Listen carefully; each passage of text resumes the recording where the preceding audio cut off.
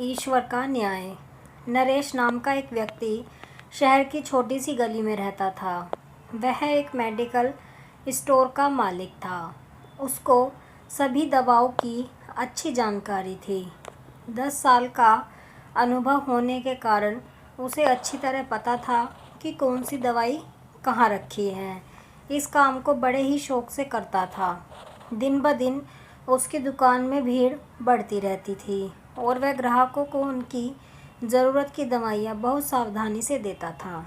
पर उसे भगवान पर कोई भरोसा नहीं था। वह एक नास्तिक था। भगवान के नाम से ही वह चिढ़ता था।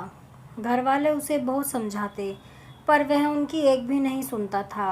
खाली वक्त मिलने पर वह अपने दोस्तों के संग घर या दुकान में ताश खेला करता था। एक दिन उसके दोस्त उसका हाल चाल पूछने दुकान में आए और अचानक बहुत तेज़ बारिश होने लगी। बारिश की वजह से दुकान में भी कोई नहीं था। बस फिर क्या था, सब दोस्त मिलकर ताश खेलने लगे। तभी एक छोटा सा लड़का उसकी दुकान में दवाई लेने आया। उसका पूरा शरीर भीगा दिखा था। नरेश ताश खेलने में इतना मस्त था। ठंड से ठिठुरते हुए उस लड़के ने दवाई की पर्ची आगे बढ़ाते हुए कहा, साहब जी, मुझे यह दवाइयाँ चाहिए। मेरी माँ बहुत बीमार है, उनको बचा लीजिए।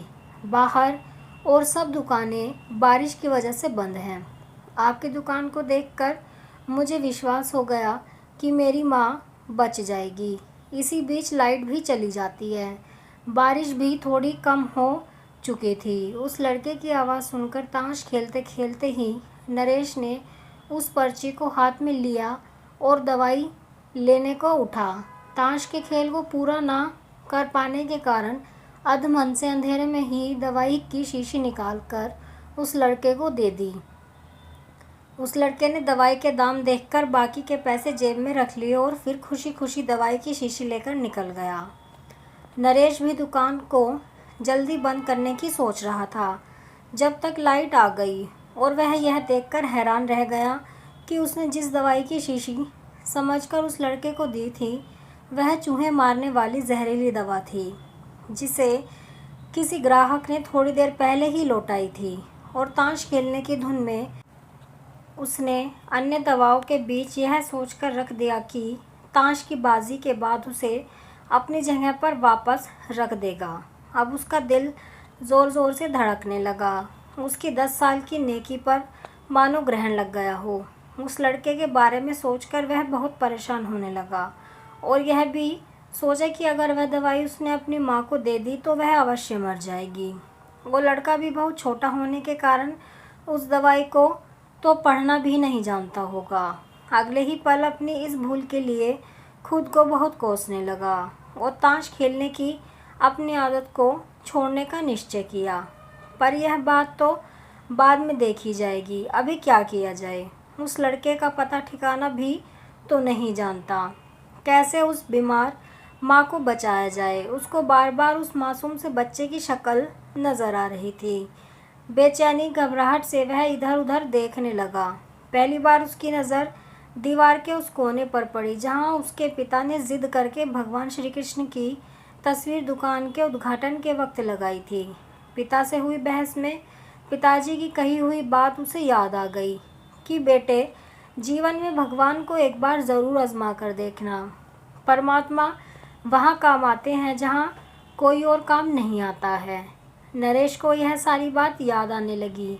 आज उसने एक इस अद्भुत शक्ति को आजमाना चाहा। उसने कई बार अपने पिता को भगवान की तस्वीर के सामने हाथ जोड़कर आंखें बंद करते हुए पूजा करते हुए देखा था। उसने भी भगवान कृष्ण जी की तस्वीर को देखा और आंखें बंद करके दोनों हाथों को जोड़कर वहीं खड़ा हो गया।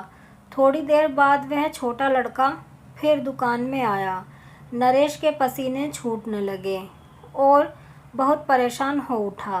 पसीना पूछते हुए उसने कहा, क्या बात है बेटा, तुम्हें क्या चाहिए? लड़के की आंखों से पानी छलकने लगा। उसने रोते रोते कहा, साहब, माँ को बचाने के लिए मैं दवाई की शीशी लिए घर लेकर जा रहा था। तभी बारिश की वजह से मेरा पैर फिसल गया और दवाई की शीशी गिर गई और टूट गई। क्या आप मुझे वह दवाई फिर से दे सकते हैं? लड़के ने उदास होकर पूछा। हाँ हाँ, क्यों नहीं, नरेश ने राहत की सांस लेते हुए कहा। लो यह दवाई। पर उस लड़के ने दवाई की शीशी लेते हुए कहा, मेरे पास तो बहुत कम पैसे हैं। नरेश ने सुकून भरी आवाज़ में कहा, कोई बात नहीं, तुम दवाई ले जाओ और अपनी माँ को बचाओ।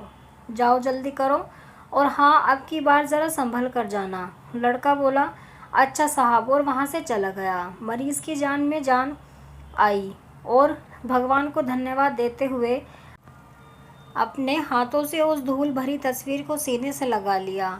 अपने भीतर इस परिवर्तन को वह अपने घर वालों को सुनाना चाहता था। जल्दी से दुकान बंद करके वह घर को रवाना हो गया। उसकी नास्तिकता की अंधेरी रात बीत गई थी और अगले दिन की सुबह का एक नरेश के स्वागत में तैयार कर रही थी।